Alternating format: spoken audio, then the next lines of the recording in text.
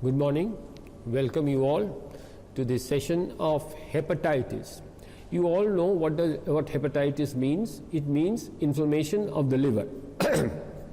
Now, hepatitis can be divided into various categories: acute, chronic, drug-induced, alcoholic, and autoimmune. Okay. Now, among the basic groups, there is one group known as infective, which goes by the name of viral hepatitis. Now, this viral hepatitis can be divided into two parts. One consists of hepatotropic viruses and one consists of non-hepatotropic viruses. So here you find the hepatotropic viruses. This is the commonest cause of hepatitis. Whenever a patient of hepatitis comes, you first think of viral hepatitis and then you go to other causes. So hepatotropic viruses consist of basically 5 viruses: Hep A, B, C, D and E, and then there is one rare virus known as Hep G, Bloomsburg virus, but that is very rare and you need not bother about it. And non-hepatotropic viruses consist of Epstein-Barr, cytomegalovirus, yellow fever and herpes simplex virus. Okay.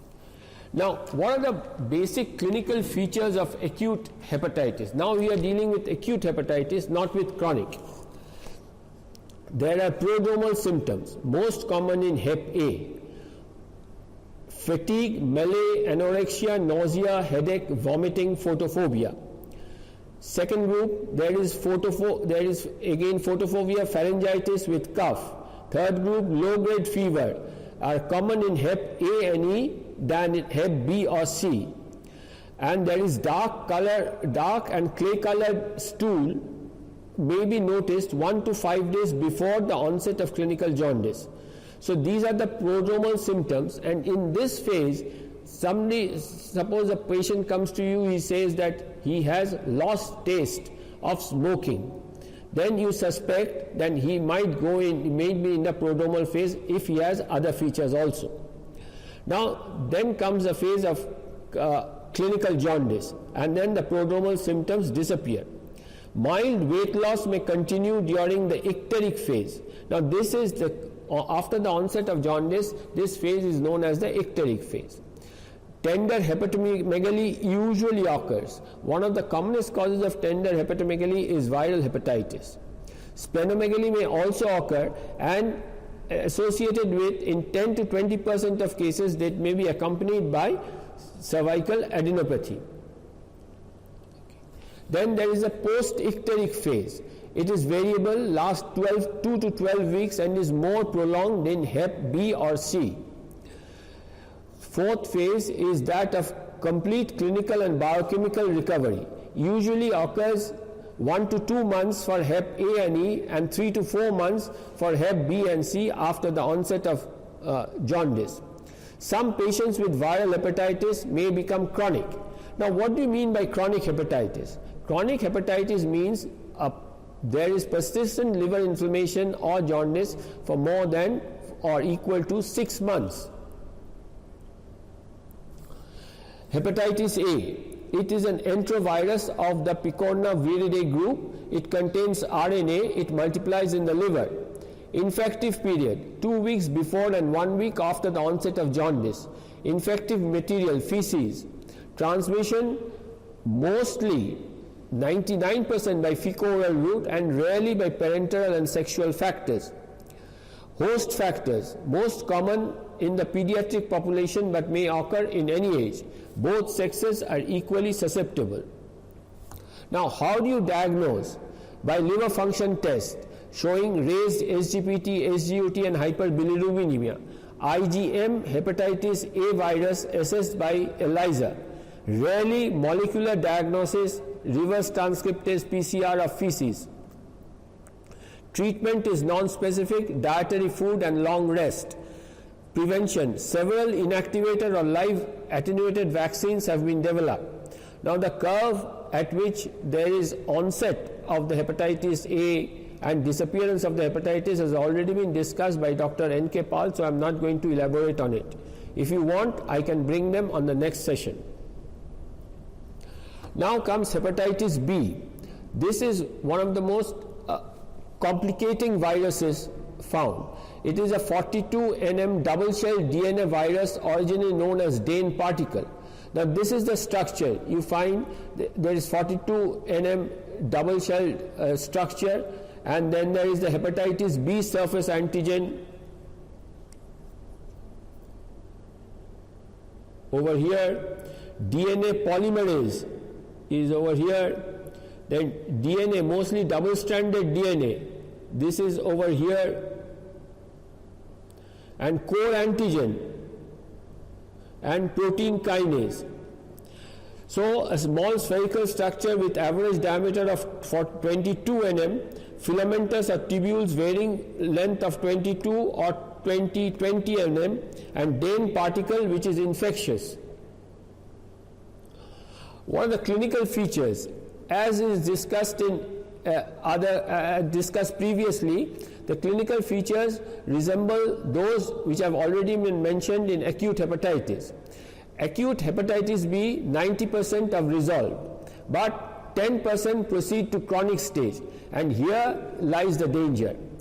Which is the high-risk group? Intravenous drug users, promiscuity, hemophiliacs, healthcare workers, immunocompromised person, babies of mother suffering from Hep B, people from endemic regions where Hep B is pandemic.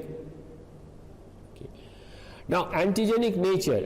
There is, as I have shown before, hepatitis surface antigen, hepatitis core antigen, and hepatitis E antigen, also known as envelope antigen.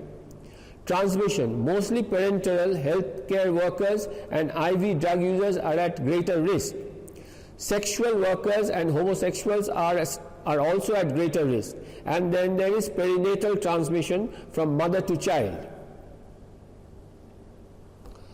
So what's the incubation period? Roughly 45 to 80 days, some say from 60 to 90 days. Vaccination, prevention is by vaccination and hepatitis B immunoglobulin. Other measures: screening of blood donors, examination of blood and body fluid precautions. So what are the other measures will you take? You have to, when you give a blood, you have to screen them, and also when you deal with a patient of hepatitis B, give them injections or whatever it is, you have to be very cautious about the body fluids. So, and the incubation period is not 45 to 80 days, 180 days, roughly 60 to 90 days. Basically, what is the treatment? Interferon alpha, lamivudine, adenophobid depoxyvir, entecavir, telvivudine. Okay, here I am just giving you a brief outline of hepatitis. So all these have to be mentioned in detail, and that can only be done at a later stage when you are familiar with these terms. Serologic events. Hepatitis surface antigen usually appears first. Anti-hepatitis surface antigen, disappearance of anti-hepatitis surface antigen, appearance of anti-hepatitis surface antibody. Antibody to hepatitis surface antigen heralds recovery. IgM hepatitis core antigen is very important. It usually appears after hepatitis surface antigen, but sometimes after hepatitis B surface antigen becomes negative and before the appearance of antibody to hepatitis surface antigen appears, then IgM core antigen may be the only marker of hepatitis surface antigen. So this is why sometimes said it may appear before, but not that before, but it is just after the disappearance of hepatitis surface antigen, before the appearance of antibody to hepatitis B surface antigen, antibodies to hepatitis B surface antigen. Hepatitis B and E antigen, it's an indicator of the replication and infectivity of the particular virus. Persistence of hepatitis E antigen beyond 3 months indicate likelihood of chronic hepatitis. Now, regarding hepatitis B, clinical features, same in acute hepatitis B, it is same as those mentioned before.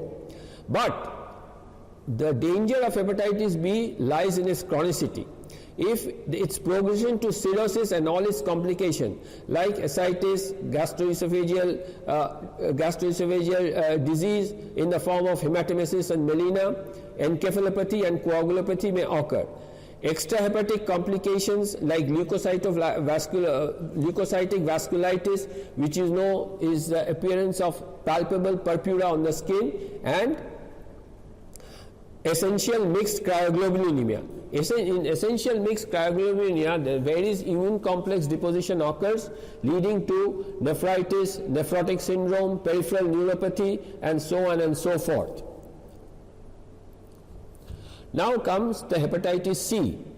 It is a 50 to 60 nanomole NM virus with a single-stranded RNA, genome encoded with core and semi-solid, surrounded by envelope.